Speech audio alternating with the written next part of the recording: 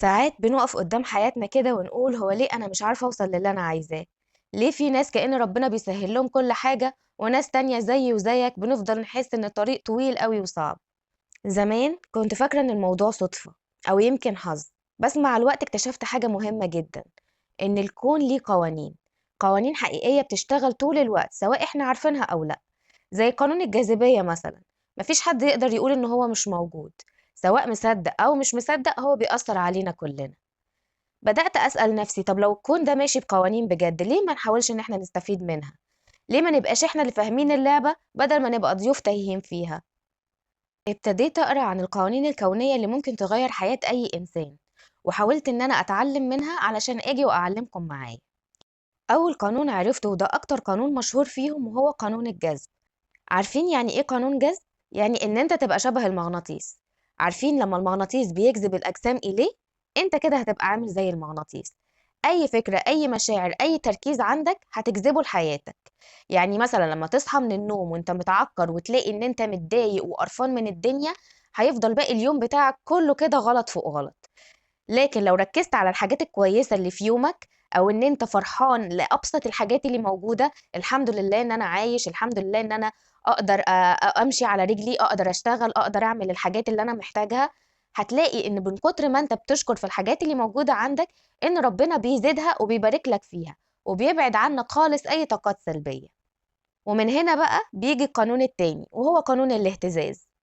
كل حاجة حوالينا ليها ذبذبات، مشاعرك، أفكارك، حتى جسمك. لو طاقتك واطية يعني مكتئب على طول، قلقان على طول، خايف على طول، ايه اللي هيحصل؟ هتجذب نفس المستوى ده ليك. بس لو رفعت طاقتك حتى بحاجة صغيرة، أغنية بتحبها، ضحكة مع حد بتحبه، أو حتى دقيقة ذكر، ساعتها الكون كله بيرد لك نفس الموجة العالية دي.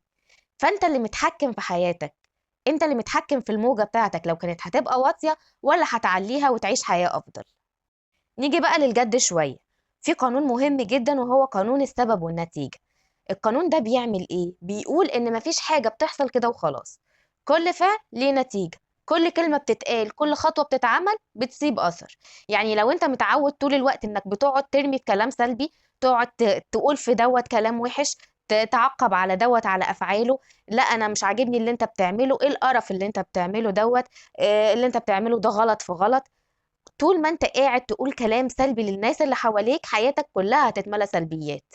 لكن لو بتزرع خير، حتى لو الخير ده صغير هيرجع لك خير.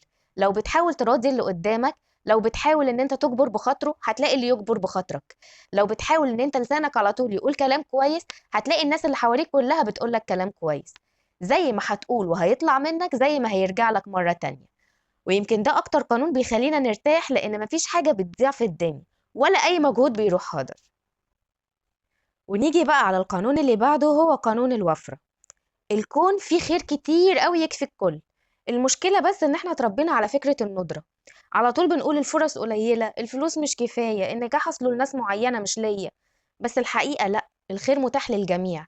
تخيل كده البحر، في حد يقدر يشيل الموج منه؟ لا طبعا. هو دايما موجود، بالظبط كده زي الخير.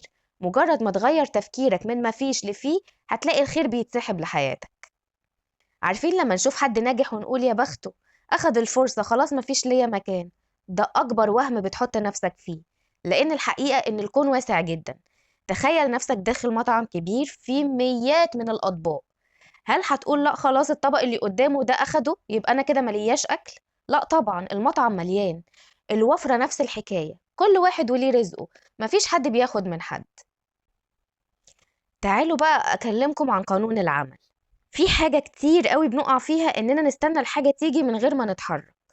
الجذب لوحده مش كفاية على فكرة، لازم فعل، لازم عمل، لازم شغل.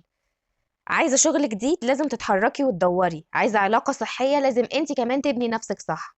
الكون مش هيديكي حاجة وانت قاعدة على الكنبة بتتفرجي. خطوة صغيرة منك بتقول للكون أنا جاهزة. ساعات كتير بنقع في فخ إننا نقعد نتمنى ونحلم ونفكر إن ده كده كفاية. أنا شخصيا حصل معايا كده.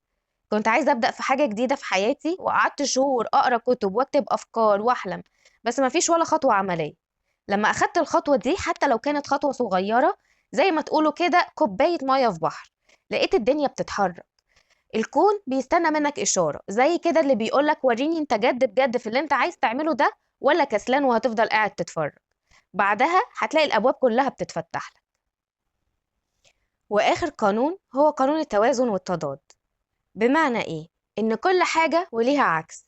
الليل ليه نهار، الحزن بعده فرح، الوجع بعده شفا.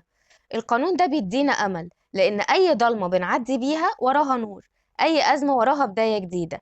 بس إحنا لازم نصدق ده ونستوعبه. أنا عارفة إن الكلام ده ممكن يبان بسيط، وفي ناس كتير ممكن ما تكونش مقتنعة بيه، بس صدقوني اللي هيعيشه بجد هيفرق معاه بشكل رهيب. القوانين الكونية مش سحر ومش خيال، هي قواعد طبيعية بتحكم الكون كله. لو مشينا معاها حياتنا هتبقى أسهل وأجمل. أشوفكم الحلقة الجاية.